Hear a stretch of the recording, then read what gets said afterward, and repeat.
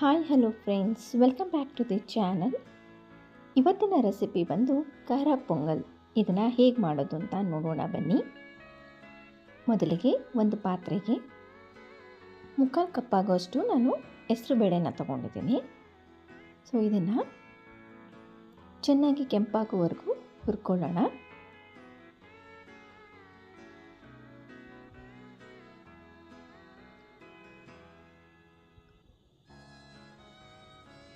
ಅದು ಘಮದ ಪರಿಮಳ ಬರಬೇಕು, ಅಲ್ಲಿವರೆಗೂ ಸ್ವಲ್ಪ ಹುರ್ಕೊಳ್ಳೋಣ. ಸೊ ಇದಾಗಿದೆ. ಈಗ ಇದಕ್ಕೆ ನಾನು ತೊಳೆದಿಟ್ಟುಕೊಂಡಂಥ ಅಕ್ಕಿಯನ್ನು ಹಾಕ್ತಾಯಿದ್ದೀನಿ. ಇಲ್ಲಿ ನಾನು 3/4 ಪಾವು ಹೆಸರು ಬೇಳೆಗೆ 1/4 ಪಾವನಷ್ಟು ಅಕ್ಕಿಯನ್ನು ಹಾಕ್ಕೊಂಡಿದ್ದೀನಿ. ಸೊ ಈಗ ನೋಡಿ, ನೀರನ್ನು ಹಾಕ್ಕೊಳ್ಳಿ. ಈಗ ನೀರು ಇದಕ್ಕೆ ಜಾಸ್ತಿ ಆದರೂ ಪರವಾಗಿಲ್ಲ. ಸೊ ಅಕ್ಕಿ ಹೆಸರು ಬೇಳೆ ಇರೋದ್ರಿಂದ ಬೇಯೋದಕ್ಕೆ ನೀರು ಬೇಕು. ಸೊ ಹಾಗಾಗಿ ಈಗ ನೋಡಿ, ಇದನ್ನು ಕ್ಲೋಸ್ ಮಾಡಿ 2 ಕೂಗಿನ ವಿಸಲ್ನ ಕೂಗಿಸ್ಬೇಕು. ಅಲ್ಲಿವರೆಗೂ ಇನ್ನೊಂದು ಪಾತ್ರೆಗೆ ನಾವು ಒಗ್ಗರಣೆಯನ್ನು ಮಾಡ್ಕೊಳ್ತಾ ಇರೋಣ. ಸೊ ಒಂದು ಪ್ಯಾನ್ಗೆ ಎಣ್ಣೆಯನ್ನು ಹಾಕ್ಕೊಳ್ಳೋಣ. ನಂತರ ಸಾಸಿವೆ ಸಿಡಿದ ನಂತರ 2 ಟೇಬಲ್ ಸ್ಪೂನ್ ಆಗೋಷ್ಟು ಜೀರಿಗೆಯನ್ನು ಹಾಕ್ಕೊಳ್ತಾ ಇದ್ದೀನಿ. ಖಾರ ಪೊಂಗಲ್ಗೆ ಜೀರಿಗೆ ಮತ್ತು ಮೆಣಸು ಇದ್ರೇ ಅದರದ್ದು ಟೇಸ್ಟ್ ಜಾಸ್ತಿ ಬರುತ್ತೆ. ಸೊ ಹಾಗಾಗಿ ನಾನು 2 ಟೇಬಲ್ ಸ್ಪೂನ್ ಜೀರಿಗೆ ಹಾಕ್ಕೊಂಡಿದ್ದೀನಿ. ಇಲ್ಲಿ 3 ಹಸಿಮೆಣಸಿನ್ಕಾಯಿನ ನಾನು ತೊಗೊಂಡಿದ್ದೀನಿ.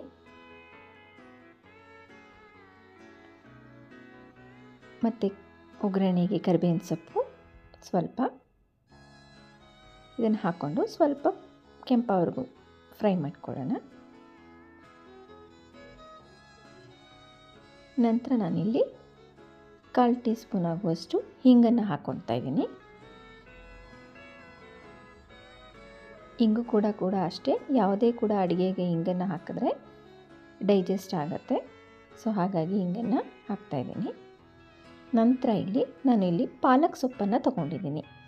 ಪಾಲಕ್ ಸೊಪ್ಪನ್ನು ಹಾಕಿ ನೀವು ಖಾರ ಪೊಂಗಲ್ ಮಾಡಿದ್ರೆ ತುಂಬಾ ಟೇಸ್ಟಿ ಬರುತ್ತೆ. ಒಂದ್ಸಲ ನೀವು ಟ್ರೈ ಮಾಡಿ ನೋಡಿ. ಸೊ ನಾನು ಅದಕ್ಕಾಗಿ ಪಾಲಕ್ ಸೊಪ್ಪನ್ನು ಒಂದು ಅರ್ಧ ಕಟ್ಟಾಗುವಷ್ಟು ತೊಗೊಂಡಿದ್ದೀನಿ. ಪಾಲಕ್ ಸೊಪ್ಪು ಎಣ್ಣೆಯಲ್ಲಿ ಸ್ವಲ್ಪ ಫ್ರೈ ಆಗಬೇಕು.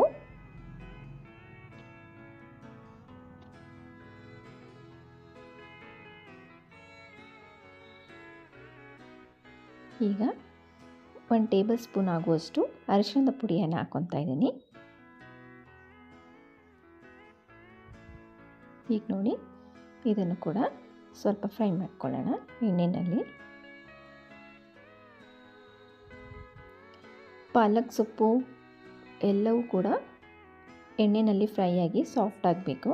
ಅಲ್ಲಿವರೆಗೂ ಇದನ್ನು ಸ್ವಲ್ಪ ಫ್ರೈ ಮಾಡಿಕೊಳ್ಳೋಣ. ಈಗ ನೋಡಿ, ಇದಾಗಿದೆ. ನಂತರ ಈಗ ನಾನು ಕುಕ್ಕರನ್ನು ಕೂಗಡಕ್ಕೆ ಹೋಗಿದೆ. ಈಗ ನಾನು ಕುಕ್ಕರ್ ಕೂಗಿದಂಥ ವಿಸಲ್ ಓಪನ್ ಮಾಡ್ತಾಯಿದ್ದೀನಿ, ಕುಕ್ಕರ್ ಓಪನ್ ಮಾಡ್ತಾಯಿದ್ದೀನಿ.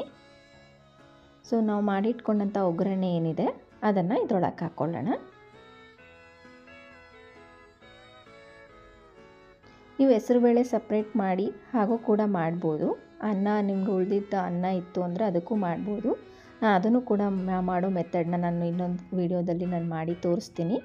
ಸೊ ಈಗ ನಾನು ಇನ್ಸ್ಟೆಂಟಾಗಿ ಮಾಡುವಂತಹ ಅಕ್ಕಿ ಮತ್ತು ಹೆಸರುಬೇಳೆ ಹೇಗೆ ಒಟ್ಟಿಗೆ ಮಾಡ್ಕೋಬೋದು ಅನ್ನೋದನ್ನ ಈ ಮೆಥಡಲ್ಲಿ ನಾನು ಈಗ ತೋರಿಸ್ಕೊಡ್ತಾ ಇದ್ದೀನಿ ನಿಮಗೆ.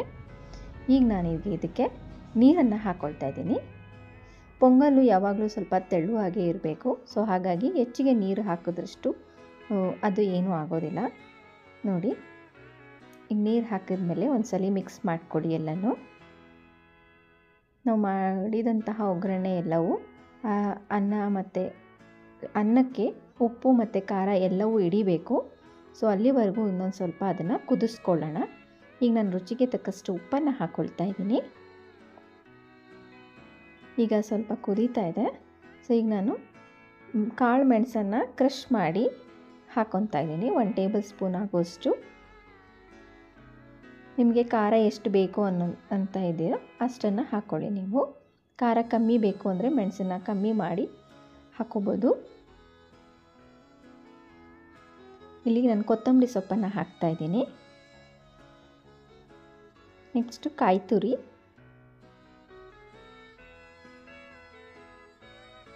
ಕಾಯಿ ತುರಿನೂ ಹಾಕೋದ್ರಿಂದ ರುಚಿ ಚೆನ್ನಾಗಿ ಇರುತ್ತೆ. ಸೊ ಈಗ ಇದನ್ನು ಚೆನ್ನಾಗಿ ಮಿಕ್ಸ್ ಮಾಡ್ಕೊಳ್ಳಿ. ಈಗ ನೋಡಿ ಇದು ಆಗಿದೆ.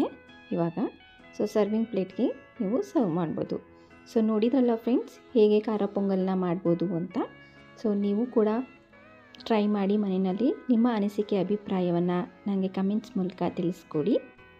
ಹೆಸರುಬೇಳೆ ಖಾರ ಪೊಂಗಲ್ ಕಾಯಿ ಚಟ್ನಿ ಜೊತೆ ತಿನ್ನಲು ಸಿದ್ಧವಾಗಿದೆ. ಸೊ ನೋಡಿದ್ರಲ್ಲ ಫ್ರೆಂಡ್ಸ್, ಈ ವಿಡಿಯೋ ಇಷ್ಟ ಆದಲ್ಲಿ ಲೈಕ್ ಮಾಡಿ, ಶೇರ್ ಮಾಡಿ ಮತ್ತು ಚಾನಲ್ನ ಸಬ್ಸ್ಕ್ರೈಬ್ ಮಾಡಿ. Thank you.